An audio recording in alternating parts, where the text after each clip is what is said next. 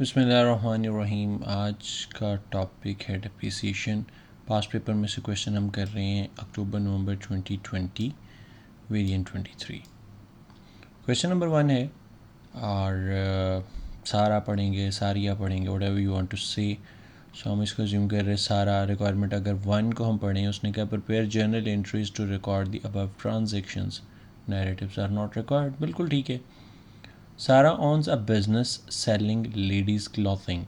She maintains a system of double entry bookkeeping. सही है। और देन उसने कहा फॉलोइंग occurred during September 2020। जनाब सही है, क्या होगा देख लेते हैं। Purchased a motor vehicle on credit from Sharp Motors।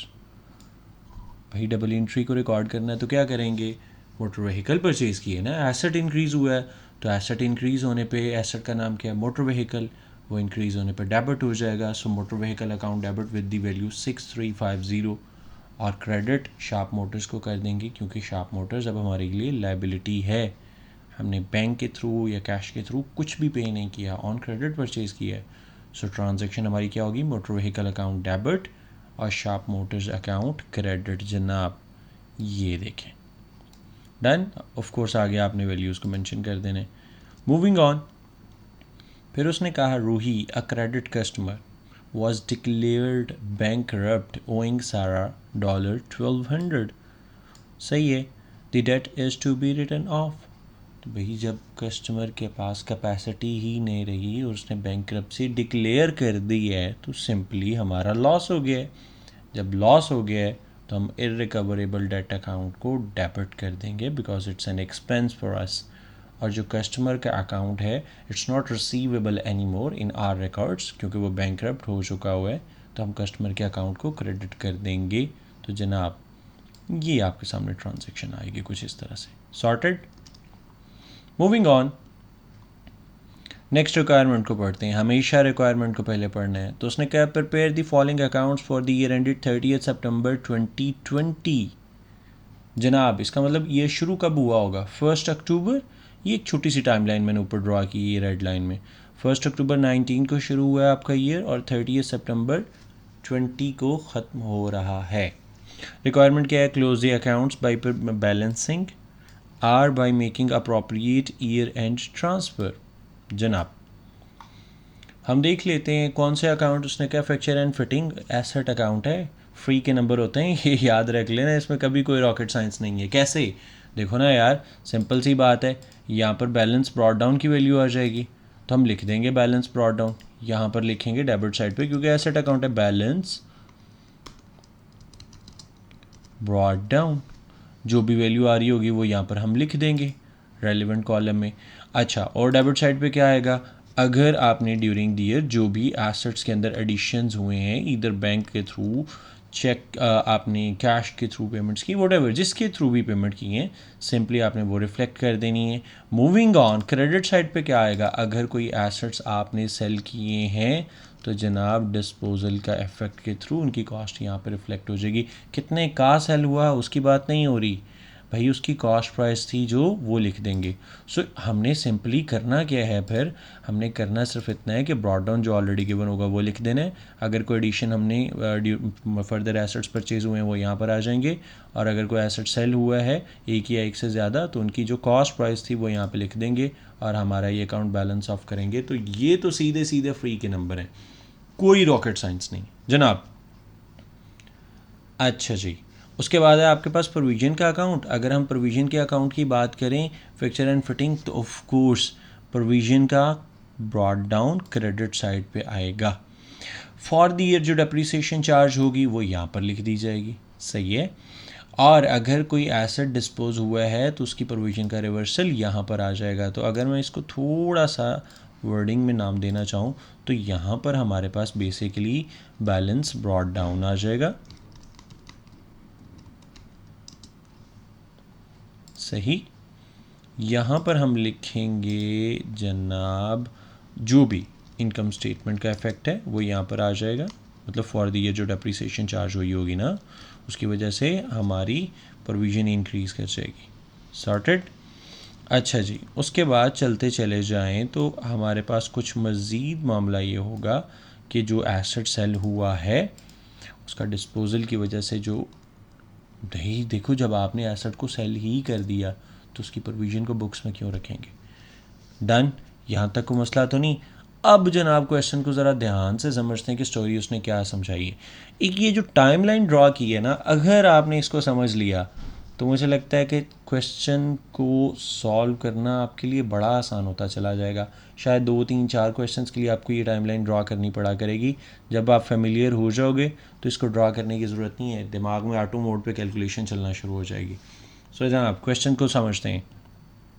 उसने कहा सारा is preparing her financial statement for the year ended, कब की, 30 सितंबर की। ये बात हमने पढ़ ली।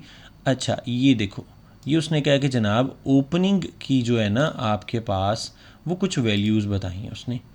ओपनिंग की जब वैल्यूज़ बताई हैं तो हम ओपनिंग की वैल्यूज़ को समझ लें। तो उसने कहा कि जी कॉस्ट कितनी है, ये देखो fixture and fitting at cost, वो कितने 28,600। किधर आएगा जनाब, ये 28,600 यहाँ पर आएगा डेबिट साइड पे, सही है। अच्छा जी, फिर उसने कहा provision for depreciation for fixture and fitting, of course ये ओपनिंग वैल्यू है ना। डन, कौन सी डेट पे भाई, इस डेट पे 1 अक्टूबर की बात हो रही है, तो ये प्रोविजन का ओपनिंग है, तो भाई प्रोविजन का ओपनिंग यहाँ पर आ जाएगा, सही है। हमने उसको यहाँ पर लिख दिया, बिल्कुल सही हो गया। आप वैल्यूज़ को यहाँ पे ख़ुद से भी लिखना चाहो तो लिख दो, हमारे पास ओपनिंग आ गया। फिर उसने कहा कि जनाब 2020 जनवरी 31 को आपने फिक्चर्स जो है ना सेल कर दिया और चेक कितने का रिसीव किया है, 1150। अच्छा ये जो फिक्चर आपने सेल किया है ना, ये परचेज़ किया गया था 1 फरवरी 2018, कितने का, 1500 का। और ये काम किस दिन हो रहा है, 31 जनवरी। जनाब ये पॉइंट इंपॉर्टेंट है अब हमारे लिए। हम इसको क्या करेंगे, हम यहाँ पे एक पॉइंट को हाईलाइट कर लेते हैं। हम कहते हैं कि ठीक है जी, हमने एज्यूम कर लिया कि हमारे पास जो पॉइंट है वो लेट से ये वाला पॉइंट है जो 31 जनवरी को मतलब रिप्रेजेंट कर रहा है। तो हमने लिखा शॉर्ट फॉर्म में 31 जैन 20। अच्छा जी, अब यहाँ पर हुआ क्या है, हुआ कुछ इस तरह है कि आपने एक एसेट को सेल किया जिसकी कॉस्ट थी कितनी, 1500, बिल्कुल सही है। और आपने उसे सेल कितने का किया, सेल प्रोसीड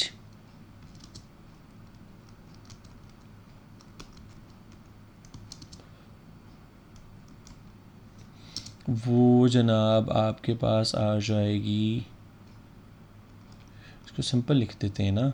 आपको बेसिकली जो बैंक में इनफ्लो आया है वो 1150, ठीक है, यहाँ पर हमने ये चीज़ भी लिख दी। उसके बाद अच्छा ये परचेज़ किस दिन हुआ था, ये परचेज़ हुआ था 1 फरवरी, कब, 18 को। जनाब यहाँ तक कोई मसला, क्लियर होगी बात।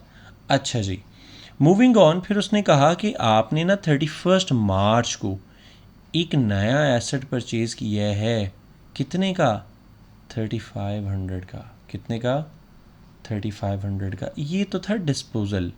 अच्छा चलो, अब हम क्या करते हैं, हम कहते हैं कि ठीक है अब हमारे पास एडिशन आ रहा है, मैं उसको थोड़ा कुछ ग्रीन फॉर्म में लिख देता हूँ तो ताकि थोड़ा डिफरेंट हो जाए। आप प्लस का साइन देना चाहो तो भी आपको समझ में आ जाएगा ना। अभी तो ये बड़ा सिंपल सा क्वेश्चन है। तो जनाब हमने क्या कहा कि हमने एक एसेट परचेज़ किया है, कब, 31 मार्च को, बिल्कुल सही है, 20 को। और उसकी कॉस्ट कितनी है, उसकी कॉस्ट है जनाब 3500, बिल्कुल सही हो गया, यहाँ तक कोई मसला, ठीक है। सो ये पॉइंट भी क्लियर हो गया। अब अगले पॉइंट की तरफ आते हैं। अब पॉलिसी को समझना इंपॉर्टेंट है। सारा policy is to provide appreciation on fixture and fitting at the rate of 10% per annum using reducing balance method, जिसे हम डिमिनिशिंग बैलेंस मेथड भी कहेंगे। और इसका मतलब क्या है कि भाई आपने नेट बुक वैल्यू के ऊपर डेप्रिसिएशन चार्ज करनी है, सही। फिर चलते चले जाएं। A full year depreciation is charged in year of purchase, but none in the year of disposal. आप ज़रा नोट करो ना तो पूरा क्वेश्चन आपके सामने ना क्लियर हो चुका हुआ है। उसने ना बड़ी सीधी सीधी बातें आपको बता दी है। उसने बताया कि जी ओपनिंग पे हमारे पास कॉस्ट कितनी थी 28,600, हमने एक डिस्पोजल किया है जिसकी वैल्यू कितनी है 1500, सही है, 31 जनवरी को, और हमने एडिशन कितने का हुआ है हमारे पास 3500 का। सो अगर आप सिंपली पहला अकाउंट बनाना चाहो, ये वाला अकाउंट, ये एसेट का जो मैंने कहा कि ब्रॉड डाउन इधर आ गया, एडिशंस इधर आ गए, डिस्पोजल इधर आ गए, तो जनाब आंसर को अगर जाके हम देखने की कोशिश करें तो कुछ इस तरह आपको मिलेगा। ये देखो, ये ब्रॉड डाउन की वैल्यू, ये एडिशन आ गया आपके पास, ये ब्रॉड डाउन की वैल्यू, ये एडिशन आ गया आपके पास, सही है, ये डिस्पोजल की वैल्यू क्योंकि कॉस्ट 1500 थी ना उसकी, और आपने बैलेंस ऑफ किया तो ये तो सीधे सीधे आपके फ्री के नंबर थे, इसमें तो कोई रॉकेट साइंस है ही नहीं थी। अब आ जाओ जनाब दूसरी तरफ, अब आ जाते हैं प्रोविजन की तरफ। हमने क्या कहा कि यहाँ पर ब्रॉड डाउन आएगा, बिल्कुल सही है, ब्रॉड डाउन हमने लिख दिया 6185। अच्छा, ये वैल्यू जो है ना, हमने कहा कि इनकम स्टेटमेंट की वजह से क्रेडिट के अंदर इफेक्ट आएगा। अब ये जो 2470 वाली बात है ना, इसको ज़रा समझना है हमने कि भाई ये 2470 कैसे और कहाँ से आ गया हमारे पास, चाहिए। अब इसको समझने की अगर कोशिश करें तो हमें पता होना चाहिए कि हमारे पास किन किन एसेट्स के ऊपर इस दफ़ा डेप्रिसिएशन चार्ज होनी है। अब देखो उसकी पॉलिसी को समझते हैं। एक बात तो बड़ी ही क्लियर है ना, किसी भी तरह उसमें कोई दो राय तो है ही नहीं। एक तो वो एसेट्स जिनके ऊपर डेप्रिसिएशन हमने चार्ज करनी जो पुराने एसेट्स थे और पूरा साल यूटिलाइज हुए। अब ज़रा उसको समझ लेते हैं किस तरह कैटेगराइज कैसे करेंगे। सबसे पहले हमने कहा कि जी old existing assets, old existing assets जो भाई हमारे पास पूरा साल यूटिलाइज हुए पुराने एसेट्स में। फिर हमने किन के ऊपर डेप्रिसिएशन चार्ज करनी है, हमने चार्ज करनी है क्योंकि कंपनी की पॉलिसी है a full year depreciation will be charge in year of purchase, तो इसका मतलब जो एडिशंस हुए हैं उनके ऊपर भी डेप्रिसिएशन चार्ज करनी है, बिल्कुल सही। अच्छा, फिर डिस्पोजल को भी तो देखना है, लेकिन यहाँ पर हम डिस्पोजल के ऊपर चार्ज नहीं करेंगे क्योंकि कंपनी की पॉलिसी है, कंपनी की पॉलिसी है no depreciation will be charge, no depreciation will be charge on disposal, तो हम डिस्पोजल के ऊपर यहाँ पर डेप्रिसिएशन चार्ज नहीं कर रहे। अब ज़रा आते हैं और क्वेश्चन को समझने की कोशिश करते हैं, क्योंकि ये पार्ट अगर आपको समझ में आ गया ना तो क्वेश्चन की मेन टेक्निकलिटीज समझ में आना शुरू हो जाएंगी आपको। अब ज़रा आते हैं जनाब, हमने कहा ओल्ड एग्जिस्टिंग एसेट्स कौन से थे, अब उसको कैसे कैलकुलेट करें। हम देखेंगे कि भी ब्रॉड डाउन की वैल्यू हमारे पास कितनी थी, हमारे पास ब्रॉड डाउन की वैल्यू थी 28,600। यहाँ पर मैं लिख रहा हूँ कॉस्ट, यहाँ पर मैं लिख रहा हूँ accumulated depreciation, right. Please short form में आपने एग्ज़ाम में नहीं लिखना, आपका एग्जामिनर इसको एक्सेप्ट नहीं करता, मैं यहाँ पर जस्ट इसको जल्दी से करने के लिए लिख रहा हूँ। सो हमने लिखा कि जी ब्रॉड डाउन हमारे पास था 28,600। अच्छा जी, बिल्कुल सही हो गया। और ये जो 28,600 के एसेट्स हैं इनके ऊपर प्रोविज़न कितनी थी 6185, तो बिल्कुल सही है, हमने कह दिया कि जी प्रोविज़न है हमारे पास 6185। जनाब यहाँ तक कोई मसला किसी को, हमें बेसिकली क्या करना है, हमें ओल्ड एग्जिस्टिंग एसेट्स निकालने। अब ज़रा ओल्ड एग्जिस्टिंग एसेट्स को कैसे निकालेंगे, समझना मेरी बात को प्लीज़। एक एसेट तो इसमें से डिस्पोज ऑफ हो गया, तो भाई जो डिस्पोज हो गया है हमने डिस्पोजल वाली चीज़ को यहाँ से निकाल देना है। कितनी उसकी वैल्यू थी, उसकी वैल्यू थी 1500, राइट। यहाँ तक को मसला तो नहीं। अच्छा, मैं इसको भी एक दफ़ा पॉजिटिव वैल्यू ही कंसीडर कर लेता हूँ 6185। अच्छा जी, अब वो जो 1500 का एसेट सेल हुआ है, जब हमने उसको बुक्स में से निकाल दिया और हमारे पास ओल्ड एग्जिस्टिंग एसेट्स की वैल्यू आ गई 27,100, ओल्ड एग्जिस्टिंग एसेट्स जो पूरा साल हमने यूज़ किए हैं, राइट। अच्छा, ओल्ड एग्जिस्टिंग एसेट्स की वैल्यू आ गई 27,100। अब 1500 की जब कॉस्ट निकाल दी तो उसकी प्रोविज़न भी निकालनी बनती है ना भाई। जब हमने कॉस्ट ही नहीं रखी, एसेट ही नहीं रखा, हम कोई सेंस बनती है उसकी प्रोविजन भी रिटेन करें? ऑफ कोर्स वो भी रिमूव करेंगे। अब वो कैसे रिमूव करेंगे, हम उसको फाइंड आउट करने की कोशिश करते हैं कि भाई वो प्रोविजन है कितनी थी। अच्छा जनाब, उसके लिए हमें दोबारा क्वेश्चन की तरफ जाना पड़ेगा। तो हम क्वेश्चन को देखें तो हमने उसको परचेज़ कब किया था? 1 फरवरी 18 को। हमने कब परचेज़ किया? 1 फरवरी 18 को, राइट। अच्छा, अब जब 1 फरवरी 18 को हमने परचेज़ किया है, ये 1 फरवरी 18, तो ज़रा देखो 18 के बाद पहला ईयर एंड कब आया होगा? फरवरी, मार्च, अप्रैल, मई, जून, जुलाई, अगस्त, सितंबर। सो 30 सितंबर 18 को पहला ईयर एंड आया होगा और कंपनी की पॉलिसी है इन ईयर ऑफ परचेज हमने फुल डेप्रिसिएशन चार्ज करनी है। तो बिल्कुल ठीक है, हम इधर आके हमने कहा ठीक है, कॉस्ट हमारे पास कितनी थी? 1500। सही, पहले साल की डेप्रिसिएशन हम चार्ज करने लगे 30 सितंबर 18 की, राइट। वो कैसे कैलकुलेट होगी?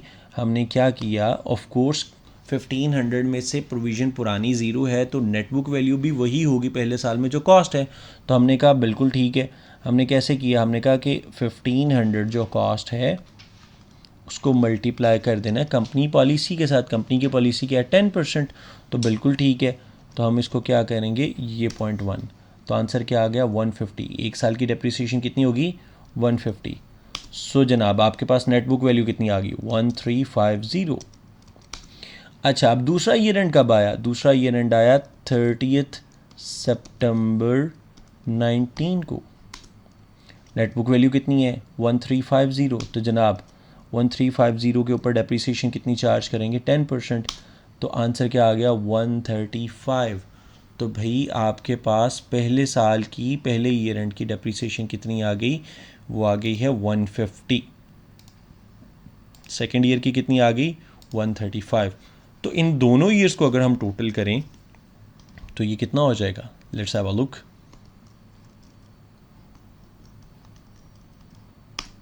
285। भाई आज तक जो एसेट हमने सेल किया उसके ऊपर कितनी डेप्रिसिएशन चार्ज हो चुकी हुई है? 285। तो जनाब यहाँ से 285 को भी माइनस कर देंगे। ये बड़ा इंपॉर्टेंट है, ध्यान से समझते जाना है प्लीज़। अच्छा जी, अब ज़रा देखना, ओल्ड एग्जिस्टिंग एसेट्स की कॉस्ट कितनी है? 27,100।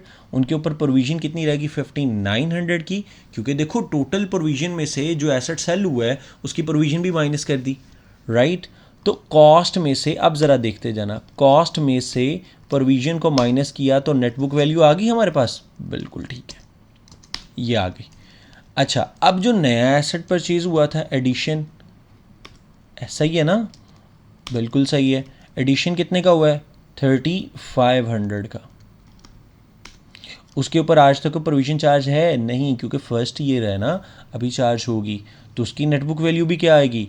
3500 में ज़ीरो माइनस किया तो 3500 ही। डन होगी बात, यहाँ तक कोई मसला, ईजी।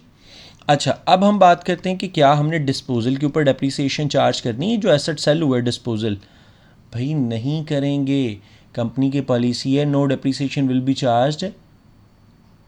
जब आपने एसेट को डिस्पोज ऑफ करना है उस साल कोई डेप्रिसिएशन चार्ज नहीं होगी।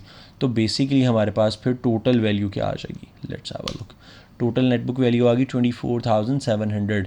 अब जब 24,700 के ऊपर कंपनी पॉलिसी के अकॉर्डिंगली 10% डेप्रिसिएशन चार्ज की तो आंसर क्या आया? 2470। भाई ये अब आपकी डबल एंट्री क्या पास होगी? ये आपको फॉर द डेप्रिसिएशन का एक्सपेंस है। Income statement debit, provision for depreciation account credit. तो जनाब ये देखें, आपका 2470 से ये अकाउंट क्रेडिट हो गया। अच्छा, फिर अगली बात हमने क्या समझी? हमने कहा कि अगर कोई एसेट अगर सेल हो रहा है तो उसकी प्रोविज़न भी तो रिवर्स होगी। प्रोविज़न इंक्रीज़ होने पे अगर क्रेडिट हो रही है फॉर दी चार्ज होने पे, तो डिक्रीज़ होने पे, रिमूव होने पे डेबिट होगी। तो भाई जो एसेट सेल हुआ है उसकी कितनी डेप्रिसिएशन है पुरानी? दैट्स 285। कैसे? 150 और 135, ये हमने कहा 285। डन। तो ये इफ़ेक्ट भी आ जाएगा, ये देखें जनाब, ये 285 ड्यू टू डिस्पोजल। और आपने अकाउंट को बैलेंस ऑफ किया तो बैलेंस कैरी डाउन आ गया। यही इम्पॉर्टेंट पार्ट होता है क्वेश्चन के अंदर, अगर ये समझ में आ गया। अच्छा जी, फाइनली उसने कहा डिस्पोजल अकाउंट, तो डिस्पोजल की तो 4 एंट्रीज आपको पता होनी चाहिए ना, अगर हम वो समझ लें। सबसे पहले एसेट सेल हो गया, जब एसेट सेल हो गया तो फिक्सचर्स एंड फिटिंग अकाउंट को हमने क्रेडिट कर दिया, कितने से भाई, उसकी जो कॉस्ट थी, उसकी कॉस्ट कितनी है 1500, बिल्कुल सही है। तो डेबिट वाइस वर्सा इफेक्ट किसको चला जाएगा, डिस्पोजल को चला जाएगा, कितने से, वो ऑफ कोर्स जो अमाउंट है ना वही। ये फर्स्ट एंट्री होगी। सेकंड एंट्री प्रोविजन का रिवर्सल, देखो प्रोविजन इंक्रीज होने पे क्रेडिट होती है, तो डिक्रीज होने पे क्या हो जाएगी, debit. Provision for depreciation on fixtures and fitting, again short form please आपने एग्जाम में नहीं लिखनी, तो कितना हो जाएगा 285 से रिमूव हो रही है ना, तो जनाब 285 वाइस वर्सा इफेक्ट किसको चला जाएगा, डिस्पोजल को चला जाएगा, बिल्कुल ठीक है। अच्छा, कितने का सेल हुआ है, उसने क्या कहा है, बैंक पे या कैश के थ्रू, कैसे पैसे मिले थे हमें, ज़रा देख लेते हैं।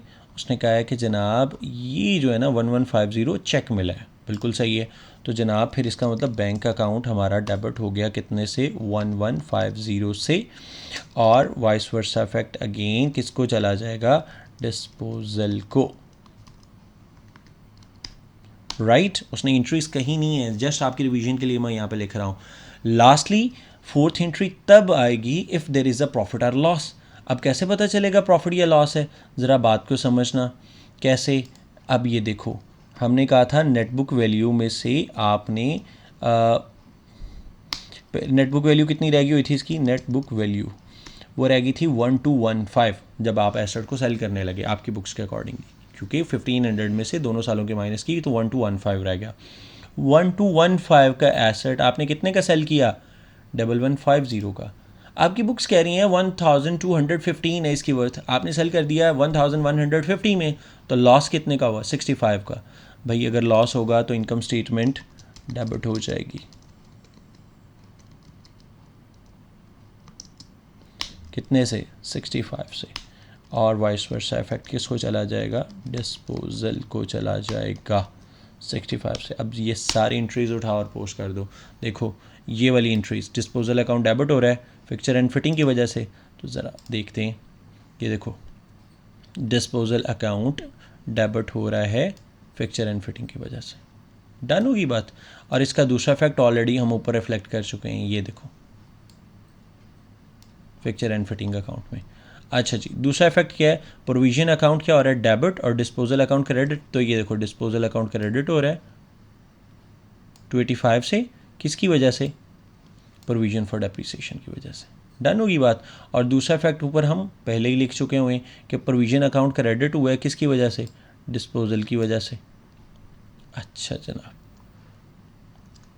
चलते चले जाएं, फिर आ जाते हैं bank account debit, bank account हम यहाँ पे बना ही नहीं रहे, और डिस्पोजल अकाउंट क्रेडिट, तो देखो डिस्पोजल अकाउंट क्रेडिट हो गया, बिल्कुल सही है, किसकी वजह से हुआ है, बैंक की वजह से हुआ है जनाब, यहाँ तक कोई मसला तो नहीं है। अच्छा जी, उसके बाद last income statement debit, disposal account credit, तो ये देखो डिस्पोजल अकाउंट क्रेडिट है किसकी वजह से, इनकम स्टेटमेंट की वजह से। और आपका ये क्वेश्चन यहाँ पर जब टी अकाउंट्स की बात करते हैं, जो मेजर पार्ट होता है स्टूडेंट्स को डिस्टर्ब करता है, वो सॉर्टेड हो चुका है अल्हम्दुलिल्लाह। अच्छा, अब आखिरी बात को अगर हम देखना चाहें तो वो क्या कह रहा है, वो कह रहा है कि जनाब further Sarah is considering forming a partnership with her friend Amy, who runs a similar business. Advise Sarah whether or not she should form a partnership with Amy. भैया आप अपने पार्टनरशिप, जब पार्टनरशिप में जाओगे बिजनेस के अंदर, तो of course उसके कुछ बेनिफिट्स हैं और कुछ डिसएडवांटेजेस हैं ना। तो उसने वो 2 डिसएडवांटेजेस और 2 एडवांटेजेस आपसे पूछे हैं, और 1 मार्क आपको मिलेगा आपके कमेंट का। तो ज़रा देखते हैं वो कहता है जी क्या एडवांटेजेस हैं और क्या। एग्जामिनर की वर्डिंग को ज़रूर रीड आउट किया करें, मैं ये नहीं कह रहा हूँ कि उसको कॉपी पेस्ट करें, लेकिन उसकी वर्डिंग को आप जब रीड आउट करेंगे तो बहुत सारे टेक्निकल वर्ड्स जो वो यूज़ कर रहा है आप उनसे फेमिलियर हो जाएंगे, और जब सिमिलैरिटीज़ आती हैं तो लोग पसंद करते हैं, तो of course your examiner is gonna to like that. तो अब उसने क्या एडवांटेजेस की बात करें तो एमी में इंट्रोड्यूस एडिशनल कैपिटल, बिल्कुल जब पार्टनर आएगा तो वो कैपिटल लेकर आएगा। उसके बाद क्या है, स्पेशलिस्ट स्किल्स उसके पास हो सकती हैं जो बिज़नेस के लिए बेनिफिशियल हैं, बिल्कुल ऐसा ही है। आप 2 मांगे हैं लेकिन आप सारे पढ़ लो भाई, कुछ 4-5 पढ़ोगे तो को 2 याद रहेंगे ना। फिर उसने क्या कहा कि मज़ीद कॉन्टैक्ट्स होंगे उसके जो बिज़नेस के लिए बेनिफिशियल होंगे, बिल्कुल सही है। वर्कलोड शेयर होगा, रिस्पॉन्सिबिलिटी शेयर होंगी, रिस्क शेयर होगा, तो 4 पॉइंट्स हो गए जो एडवांटेजेस में। डिसएडवांटेजेस, प्रॉफिट शेयर करना पड़ेगा, ये डिसएडवांटेज भी तो है ना। अच्छा, अब डिसीजन मेकिंग के अंदर डिले आ सकता है, हो सकता है आप सेटिंग ही नहीं कर पा रहे हो, कॉमन टाइम ही ना अरेंज हो पा रहा हो। अच्छा जी, उसके बाद मूविंग ऑन, उसने कहा कि जी डिसएग्रीमेंट भी हो सकता है पार्टनर्स के दौरान, बिल्कुल हो सकता है। तो आज का आपका टॉपिक यहाँ पे कंप्लीट होता है। ओके, अल्लाह हाफ़िज़। कोई भी क्वेरी हो please do let me know in the comments. किसी भी क्वेश्चन के ऊपर फर्दर को वीडियो बनाने की ज़रूरत हो, आई